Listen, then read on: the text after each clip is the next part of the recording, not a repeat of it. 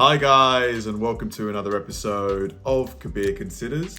In this video, I'm going to react to what would happen if all humans just disappeared. Now, you guys, have you seen the movie I Am Legend with Will Smith? Like, the first scenes of that movie where he's walking through, I think it's New York, and everything like is just overrun by plant life and there's no one around. It's so eerie, honestly.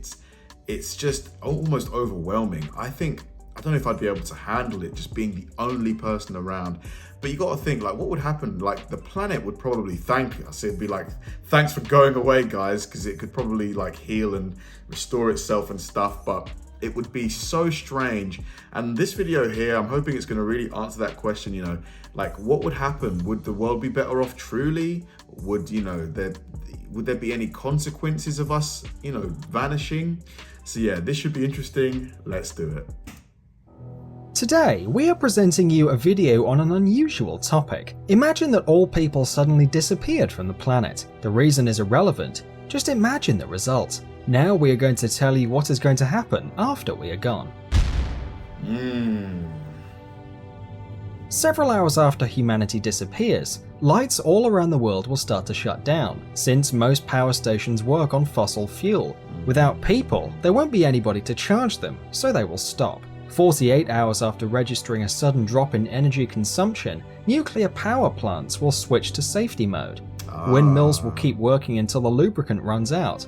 Solar panels will also eventually become useless due to dust deposits. Nearly every region, except for the ones supplied by hydroelectric power stations, will have their power cut off. Interesting. On the west of the United States, the generators of Hoover Dam are activated by the water flow from Lake Mead. Thus, it can be left unattended for several months or even years. 2 or 3 days after we vanish from the planet, most metros in the world are going to be flooded because the pumps that protect them from the underground waters won't work without people. After 10 days, pets locked at home will start dying of starvation and dehydration. Billions of chickens and millions of cows, as well as other farm animals, will be dead. Those who manage to make their way out will enter a ruthless fight for survival. In the brutal world of real wildlife, there won't be a niche for decorative cat and dog breeds, and they will be the first to die out.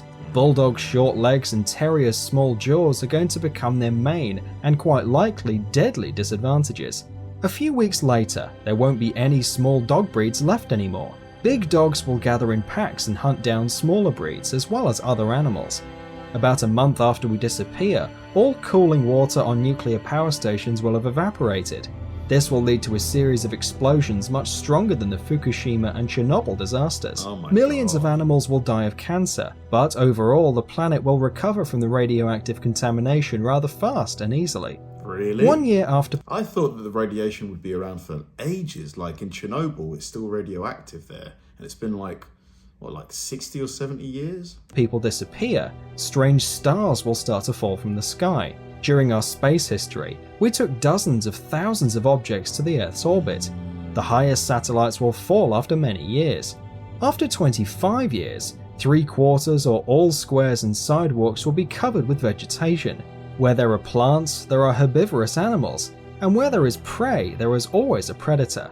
The surviving dogs will cross with the wolves that come to the former cities.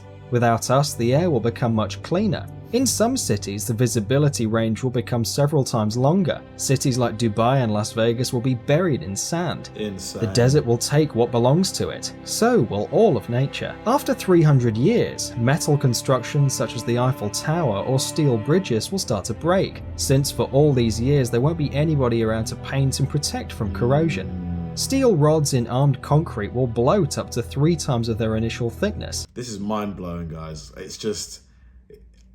I don't want it to happen, but it's just so interesting, isn't it? And the last tall buildings will go down. Vast swamps, which formerly occupied America, will reappear, and hundreds of bird and animal species will return to their unfairly taken home. Large marine animals will also be very glad not to see us. In the absence of humans, whales will thrive and reproduce to the maximum of the ocean's capacity to feed them. This is how modern cities will look after 500 years without people. Insane. After 10,000 years, the only reminiscence that people were here someday will be the remains of a few stone constructions, among which the pyramids in Egypt and the Great Wall of China. Mount Rushmore National Memorial will be there almost intact for several hundreds of thousands of years. Really? In 50 million years, plastic bottles and pieces of broken glass will be the last traces of our civilization. In another 50 million years, they will be gone as well.